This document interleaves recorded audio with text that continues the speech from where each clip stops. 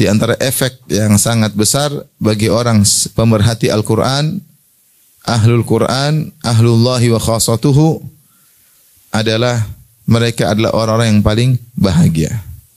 Mereka adalah orang yang paling bahagia. Kenapa demikian ibu-ibu?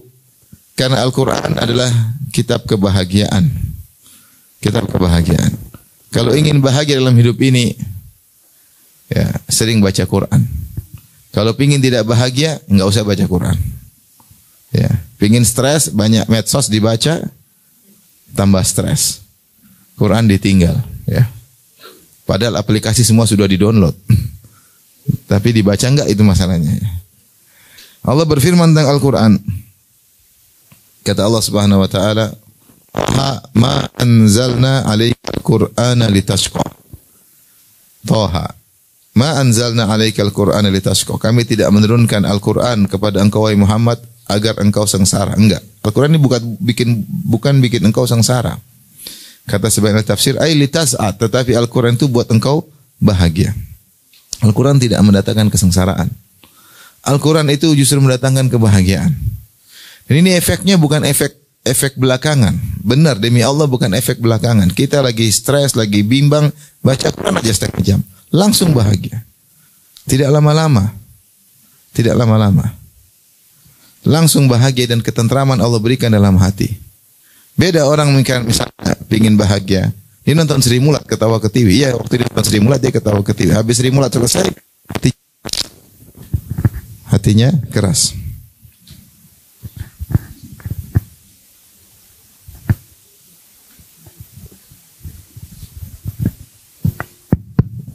Pingin bahagia, nonton stand up comedy. Iya, ketawa ke TV ketika itu. Coba setelah diberhentikan, hati merasa keras. Pingin bahagia, nonton film box office, film Hollywood, ya, apalagi film Korea. Nonton benar ada kebahagiaan, itu bukan kebahagiaan, itu namanya kelezatan. Karena maksiat itu ada kelezatan, benar, tapi tidak bahagia. Begitu kita matikan, hati kita jadi keras. Ada kebahagiaan yang Allah cabut dari hati kita. Kalau seandainya perkara-perkara itu adalah mendatangkan kebahagiaan, tentunya mereka adalah orang yang paling bahagia. Tapi ternyata kan tidak. Betapa banyak di antara mereka yang kemudian bunuh diri, di antara mereka yang stres, di antara mereka yang hancur rumah tangganya, di antara mereka yang narkoba, banyak. Berarti bahagia bukan di situ. Bahagia itu mudah, baca Al-Quran. Baca Al-Quran. Cuma kita sudah ada rahasia kebahagiaan, kita tidak melakukannya. Maka ini benar-benar berdampak dalam kehidupan. Tapi dengan niat baca yang benar. Bukan riya, bukan untuk pamer, tapi benar-benar karena mencari kebahagiaan. Dan Allah berfirman dalam Al-Quran, ya, wa nunazzilu minal Qur'ani ma huwa shifaa'u wa rahmatul lil mu'minin wa la yazidu adh-dhalimina illa khasara. Kata Allah Subhanahu wa taala, kami turunkan Al-Quran, yang Al-Quran itu merupakan syifa, obat. Dia adalah obat. Dan kata para ulama, Al-Quran adalah obat baik penyakit fisik maupun penyakit batin. Biasanya penyakit batin yang bikin dia tidak bahagia itu penyakit batin, emosional, dendam, suudzon, tidak qanaah, tidak nerimo takdir Allah. Ini kan yang buat kita sengsara. Nah, kalau kita baca Quran, maka penyakit-penyakit itu akan berkurang. Bahkan kalau terus kita mentadabburi Al-Quran, itu akan disembuhkan oleh Allah. Allah yang bilang. Ya. Ya ayuhan nasu qad ja'atkum mau'izatun mir rabbikum wa shifaa'un lima fis sudur wa huda wa rahmatul lil mu'minin. Kata Allah, wahai manusia sekalian, telah datang wejangan dari Rabb kalian, Al-Quran. Ada wejangan-wejangan dalam Al-Quran. Wa shifaa'un lima fis sudur, dan penyakit dalam dada manusia. Penyakitnya banyak, penyakit. Ibu penyakitnya banyak enggak? Banyak enggak penyakitnya? Banyak lah, hasad. Lihat ada yang lebih cantik, hasad. Yang lihat tasnya lebih mahal, hasad. Yang lihat rumahnya lebih megah, hasad. Lihat mobilnya lebih bagus, apa? Hasad.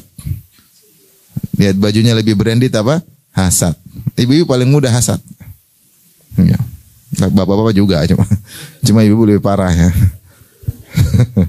Penyakit banyak ya hasad. Penyakit dendam. Kalau udah ngambekan sama orang, dendam gak hilang-hilang.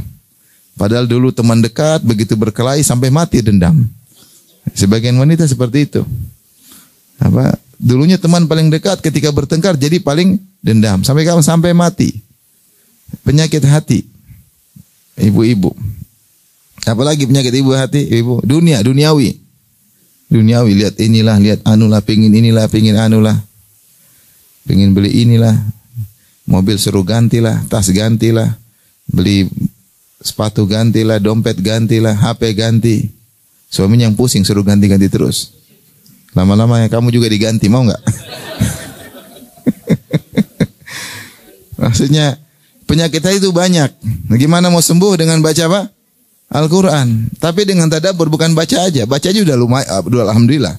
Kita punya sempat waktu baca saja sudah alhamdulillah. Subhanallah, pasti Allah kasih bahagia. Pasti, nggak mungkin nggak. Allah udah janjikan. Wa syifa'u lima fis sudur. Maka kata para ulama, kalau baca Quran di antara niatnya selain untuk dapat pahala qiraah, yang alif dapat 10 pahala, lam alif lam mim 30 pahala. Niatkan juga untuk syifa, agar kita diobati oleh Allah Subhanahu wa taala. Penyakitnya banyak ya. Ya, sampai ada seorang yang datang, "Ustaz, saya hasad sama dia, Ustaz." Dia ngerti dia hasad, cuma enggak bisa dia hilangkan, dia enggak bisa lawan. Saya hasad. Ya lawan, sudah tahu hasad, ya enggak bisa. Karena dia tidak bisa mengontrol hatinya. Tidak semua orang bisa mengontrol apa? Hatinya. Maka di antara cara agar kita bahagia dan ini teraplikasikan dalam hidup kita, merasakan efeknya langsung tidak tertunda, adalah baca Al-Quran.